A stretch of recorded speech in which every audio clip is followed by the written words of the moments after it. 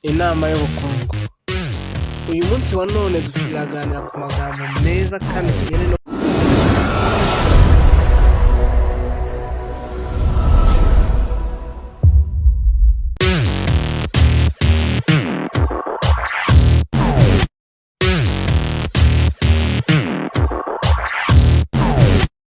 Inama y'ubukungu.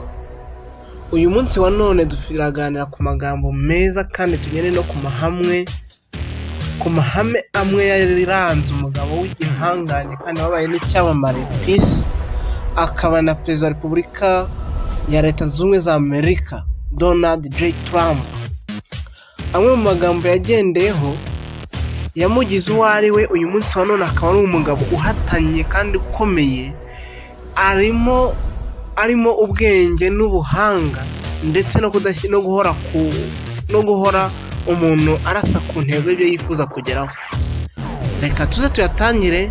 Ndagusabye ntujye kure, ukore subscribe na share ku nshuti zawe kugira ngo aya magambo inshuti y'ubukungu, inama y'ubukungu, nawe ube inshuti yacu, dufashanye kubaka ubukungu buhamye, bukomeye, bufite intego, kandi intego izatuma twebwe n'abacu tugera kure.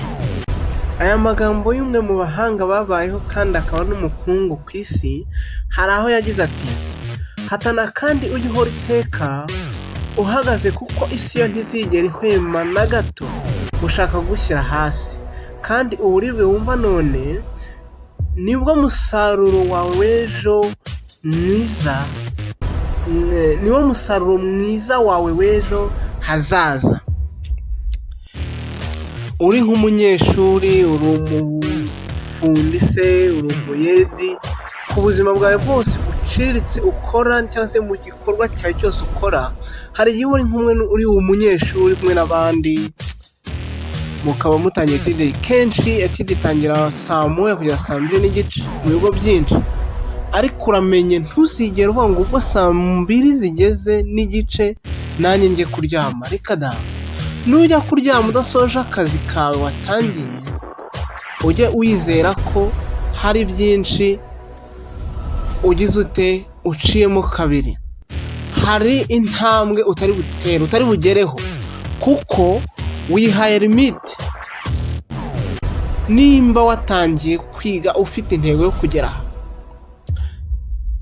nezezwa no kuryama aho wifuje kuri impapaje wifuje kuba rusoma urangije kuzisoma.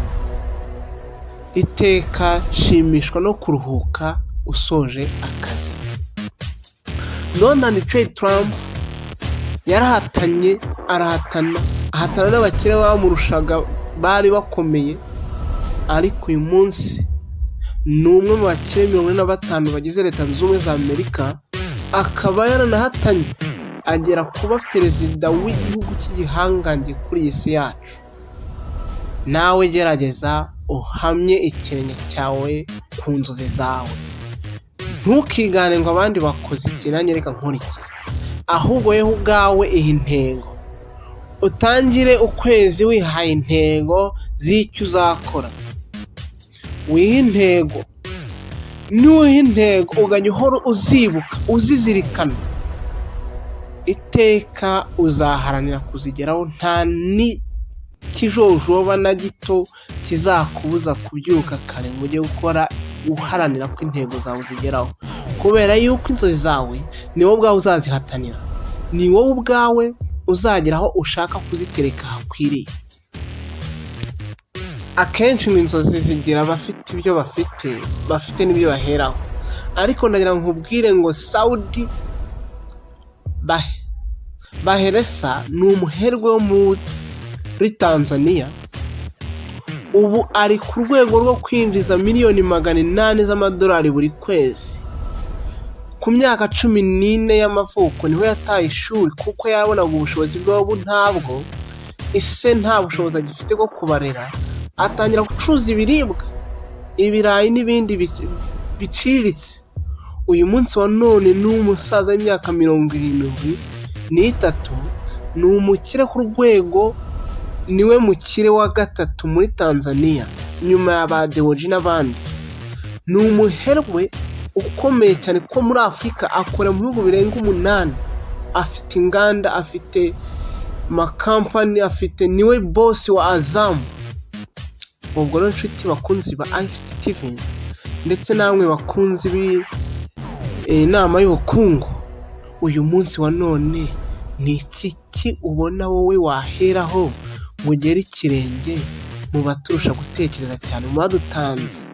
Erega amahirwe natwe turayafite, amahirwe yo gukira aracyahari, ahubwo twebwe tuyakoresha dute ngo tugere ku nzozi zacu? Kora subscribe, ukore share kugira ngo uruhererekane rw'amagambo agufasha ndetse n'inyunganizi nyinshi zagufasha kugera ku iterambere. Ukomeze ube hamwe natwe, ntujye kure, turacyaza kandi ibyiza biri imbere. Dukomezanye tubohe umurunga mugari uzatuma tugera ku iterambere twese twifuza. Murakoze.